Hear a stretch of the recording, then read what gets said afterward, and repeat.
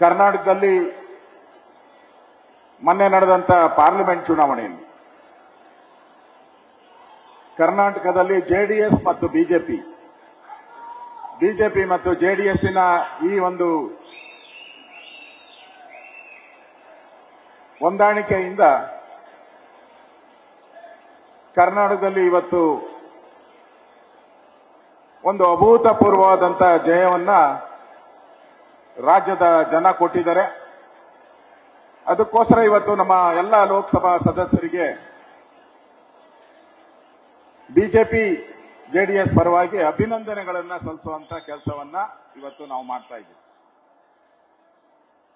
ಪ್ರಮುಖವಾಗಿ ಕಳೆದ ಚುನಾವಣೆಯಲ್ಲಿ ಕಾಂಗ್ರೆಸ್ ಸರ್ಕಾರ ಅಧಿಕಾರಕ್ಕೆ ಬಂತು.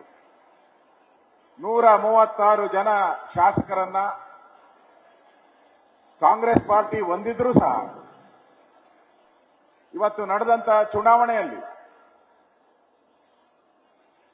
ಇಡೀ ರಾಜ್ಯದಲ್ಲಿ 143 ಸ್ಥಾನದಲ್ಲಿ ನಮ್ಮ 224 ಎಂಎಲ್ಎ ಕ್ಷೇತ್ರದಲ್ಲಿ 143 ಎಂಎಲ್ಎ ಕ್ಷೇತ್ರದಲ್ಲಿ ಬಿಜೆಪಿ ಮತ್ತು ಜೆಡಿಎಸ್ ಬಹುಮತವನ್ನ ಸಾಧಿಸಿದೆ. 143 ಕ್ಷೇತ್ರಗಳಲ್ಲಿ ವಿಧಾನಸಭಾ ಕ್ಷೇತ್ರದಲ್ಲಿ ಒಂದು ರೀತಿ ಕಾಂಗ್ರೆಸ್ ಅವರಿಗೆ ನಡುಕ ಶುರುವಾಗಿದೆ. ನಾವೇನೋ ಗ್ಯಾರಂಟಿ ಕೊಡ್ತೀರಿ, ನಮ್ ಗ್ಯಾರಂಟಿ 2,000 ರೂಪಾಯಿ ನಾವು ಕೊಟ್ಟ ತಕ್ಷಣ ಎಲ್ಲ ನಮ್ಗೆ ಓಟ್ ಹಾಕ್ಬಿಡ್ತಾರೆ, ನಾವು 20 ಸ್ಥಾನಗಳನ್ನ ಗೆಲ್ತೀರಿ, ಡಬಲ್ ಡಿಜಿಟ್ಗೆ ಹೋಗ್ತೀರಿ, ಬಿಜೆಪಿ ಗೆಲ್ಲದೇ ಇಲ್ಲ, ಇಲ್ಲಿ ಜೆಡಿಎಸ್ ಜೊತೆ ಹೊಂದಾಣಿಕೆ ಮಾಡಿಕೊಂಡಿರೋದ್ರಿಂದ ಜೆಡಿಎಸ್ ಕೂಡ ಒಂದೇ ಸೀಟು ಕೂಡ ಈ ಕರ್ನಾಟಕದಲ್ಲಿ ಬರಲ್ಲ ಅಂತ ಹೇಳ್ತಾ ಇದ್ರು. ಆದ್ರೆ ಕರ್ನಾಟಕದ ಜನ ಬಂದಂತ ಒಂದೇ ವರ್ಷದಲ್ಲಿ, ಕಾಂಗ್ರೆಸ್ ಅಧಿಕಾರಕ್ಕೆ ಬಂದಂತ ಒಂದೇ ವರ್ಷದಲ್ಲಿ ಕಾಂಗ್ರೆಸ್ ಅನ್ನ ಕಸದ ಬುಟ್ಟಿಗೆ ತಳ್ಳಿದ್ದಾರೆ ಅಂತ ಹೇಳಿದ್ರೆ ಈ ರಾಜ್ಯದ ಜನತೆಗೆ ನಾವು ಅಭಿನಂದನೆಗಳನ್ನ ಸಲ್ಲಿಸಬೇಕು. ನಮ್ಮೆಲ್ಲ ನಾಯಕರು ಹೇಳ್ತಾ ಇದ್ರು, ಎಲ್ಲೋದ್ರು ಅಣ್ಣ ಗ್ಯಾರಂಟಿ ಏನಪ್ಪಾ ಗೆಲ್ತಾರ ಅಂತ ನಾವು ಭಾಷಣಕ್ಕೆ ಹೋದ್ರೆ, ಅಣ್ಣ ಗೆಲ್ತಾರೆ, ಅದ್ರ ಗ್ಯಾರಂಟಿ ಹೆಂಗ್ ವರ್ಕೌಟ್ ಆಗ್ತದೆ ನಮ್ಗೆ ಗೊತ್ತಾಗಲ್ಲ ಅಣ್ಣ ಅಂತ ಎಲ್ಲರೂ ಹೇಳ್ತಾ ಇದ್ರು. ಈ ಗ್ಯಾರಂಟಿ ಕತೆ ಗೊತ್ತಾಯ್ತಾ? ಜನ ಕಸದ ಬೊಟ್ಟಿಗೆ ಎಸೆದ್ರು. ಯಾಕೆ ಎಸೆದ್ರು?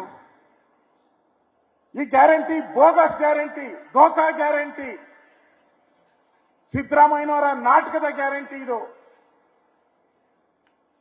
ಜನ ಈ ಗ್ಯಾರಂಟಿ ಕಾರ್ಡ್ಗಳನ್ನ ಕೊಟ್ಟಾಗ ಅದರಲ್ಲಿ ಸಿದ್ದರಾಮಯ್ಯ ಸೈನ್ ಹಾಕಿದ್ರು, ಡಿ ಕೆ ಶಿವಕುಮಾರ್ ಸೈನ್ ಹಾಕಿದ್ರು, ಕಾಂಗ್ರೆಸ್ ಪಾರ್ಟಿ ಸಿಂಬಲ್ ಇತ್ತು, ಕಾಂಗ್ರೆಸ್ ಇತ್ತು.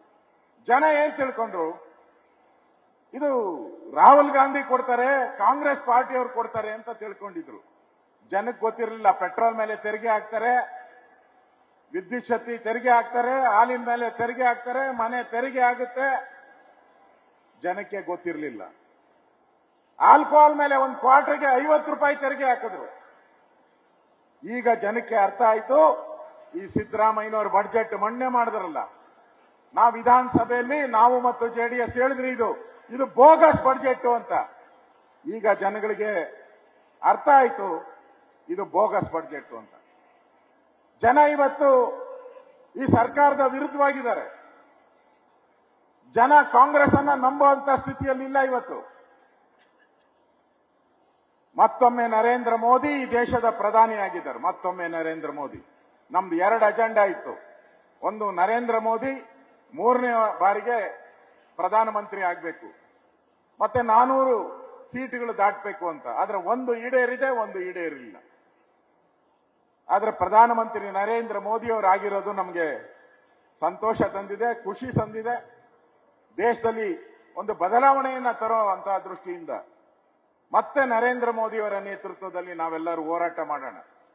ಕರ್ನಾಟಕದಲ್ಲಿರುವಂತಹ ಈ ಕಾಂಗ್ರೆಸ್ಸಿನ ಭ್ರಷ್ಟ ಕಾಂಗ್ರೆಸ್ ಅನ್ನ ಈಗ ಅವರು ಬೆಲೆ ಏರಿಕೆ ಮಾಡಿದಾರಲ್ಲ, ಪೆಟ್ರೋಲ್ ಡೀಸೆಲ್, ಇದರಲ್ಲೇ ಅವರಿಗೆ ಮನೆಗೆ ಕಳಿಸ್ಬೇಕು ನಾವು. ಅವ್ರು ಸರಿ ಇಲ್ಲ. ಈಗ ಯಾಕೋ ಕಾಂಗ್ರೆಸ್ಗೆ ಕೇಡುಗಾಲ ಬಂದಂಗಿದೆ. ಮತ್ತೆ ಬಸ್ ದರ ಏರಿಕೆ ಮಾಡಕ್ಕೆ ಪ್ರಯತ್ನ ಮಾಡ್ತಾ ಇದ್ದಾರೆ. ಈ ವಿಚಾರವನ್ನ ನಾವು ಬಹಳ ಬಲವಾಗಿ ಇವತ್ತು ಪೆಟ್ರೋಲ್ ಡೀಸೆಲ್ ಇದೆಯಲ್ಲ, ಇದು ಜನಸಾಮಾನ್ಯರಿಗೆ ಬಹಳ ಎಫೆಕ್ಟ್ ಆಗುವಂಥದ್ದು. ಇದೇ ಸಿದ್ದರಾಮಯ್ಯನವರು ಕಳೆದ ಬಾರಿ ನಮ್ಮ ಬಿಜೆಪಿ ಸರ್ಕಾರ ಇದ್ದಾಗ ₹1 ಜಾಸ್ತಿ ಮಾಡಿದ್ರಿ. ಅವಾಗ ಸಿದ್ದರಾಮಯ್ಯ ಹೇಳಿದ್ರು, ಬಿಜೆಪಿಯವರಿಗೆ ಮಾನ ಮರ್ಯಾದೆ ಇದೆಯನ್ರಿ ಅಂತ ಹೇಳಿದ್ರು. ₹1 ಏರಿಕೆ ಮಾಡಿದ್ಕೆ, ಒಂದೇ ₹1. ನಾವೀಗ ಸಿದ್ದರಾಮಯ್ಯನವರು ಕೇಳಬೇಕು, ನಿಮಗೆ ಮಾನ ಮರ್ಯಾದೆ ಇದೆಯಾ? ಎಷ್ಟು ನಾಲ್ಗೆ ಸಿದ್ದರಾಮಯ್ಯನವರೇ, ನಿಮಗೆ ಎಷ್ಟು ನಾಲ್ಗೆ ಇಟ್ಕೊಂಡು ಮಾತಾಡ್ತೀರಾ ಅಂತ ನಾವು ಕೇಳಬೇಕು ಜನಕ್ಕೆ. ಒಳ್ಳೆ ಅವಕಾಶ, ಇದನ್ನ ಬಿಡಬಾರದು, ಯಾವುದೇ ಕಾರಣಕ್ಕೂ ಬಿಡಬಾರದು. ಬೆಂಗಳೂರು ಮಹಾನಗರ ಪಾಲಿಕೆ ಚುನಾವಣೆ ಇರ್ಬೋದು, ಜಿಲ್ಲಾ ಪಂಚಾಯಿತಿ, ತಾಲೂಕ್ ಪಂಚಾಯಿತಿ ಚುನಾವಣೆಗಳು ನಮ್ಮ ಮುಂದೆ ಇದೆ. ಪಾರ್ಲಿಮೆಂಟ್ ಒಂದಲ್ಲಿ ಬಂದಂತ ರಿಸಲ್ಟೇ ಜಿಲ್ಲಾ ಪಂಚಾಯಿತಿ ಮತ್ತು ಬೆಂಗಳೂರು ಮಹಾನಗರ ಪಾಲಿಕೆ ರಿಸಲ್ಟ್ ಕೂಡ ಅದೇ ರೀತಿ ಬಿಜೆಪಿ ಜೆಡಿಎಸ್ಗೆ ಬೆಂಬಲ ಬರಬೇಕು. ಕಾಂಗ್ರೆಸ್ ಅವ್ರಿಗೆ ದಮ್ ಇದ್ರೆ ಅನೌನ್ಸ್ ಮಾಡಲಿ, ಚುನಾವಣೆಯನ್ನ ಇವತ್ತೇ ಅನೌನ್ಸ್ ಮಾಡಲಿ. ಇವತ್ತು ಬಿಜೆಪಿ ಪರವಾದಂತ ಒಲವಿದೆ. ಇವತ್ತು ಬಂಧುಗಳೇ, ನಾವೆಲ್ಲ ಬಿಜೆಪಿಯ ಹಿರಿಯ ಮುಖಂಡರಿದ್ದೀರಿ. ಈ ಸದಾವಕಾಶವನ್ನ ಉಪಯೋಗ ಮಾಡ್ಕೊಬೇಕು. ಈಗಾಗಲೇ ರಾಜ್ಯ ಅಧ್ಯಕ್ಷರು ಕರೆ ಕೊಟ್ಟಿದ್ದಾರೆ ಎಲ್ಲ ಕಡೆನೂ. ಅವ್ರು ತಿಳ್ಕೊಂಡಿದ್ರು ಕಾಂಗ್ರೆಸ್ ಅವರು, ಒಂದಿನ ಪೆಟ್ರೋಲು ಧಿಕ್ಕಾರ ಧಿಕ್ಕಾರ ಧಿಕ್ಕಾರ ಅಂದ್ಬಿಟ್ಟು ಮನೆಗೆ ಹೋಗ್ತಾರೆ ಅಂತ. ಒಂದಿನಕ್ಕೆ ಧಿಕ್ಕಾರ ಇದು ಮುಗಿಯಲ್ಲ, ಇದು ಕಂಟಿನ್ಯೂ ಆಗ್ತೈತೆ. ಬೀದಿ ಬೀದಿಗಳಲ್ಲಿ ಈ ಕಾಂಗ್ರೆಸ್ ಅನ್ನ ಮಾನ ಮರ್ಯಾದೆಯನ್ನ ಹರಾಜು ಹಾಕ್ಬೇಕು. ಬಡ್ಜೆಟ್ ಅಲ್ಲಿ ಬೆಲೆ ಏರಿಕೆಯನ್ನ ಇದನ್ನು ಮಾಡ್ಬೋದಾಯ್ತು, ಮಾಡಲಿಲ್ಲ. ಅಂದ್ರೆ ಈ ಕಾಂಗ್ರೆಸ್ ಅವರು ಇನ್ನು ಮುಂದೆ ಬೆಲೆ ಏರಿಕೆ ಯುಗವನ್ನೇ ಪ್ರಾರಂಭ ಮಾಡಿದ್ದಾರೆ. ಇನ್ಮೇಲೆ ಒಂದಾದ ಮೇಲೆ ಒಂದು ಬೆಲೆ ಏರಿಕೆಯನ್ನ ಮಾಡ್ತಾರೆ.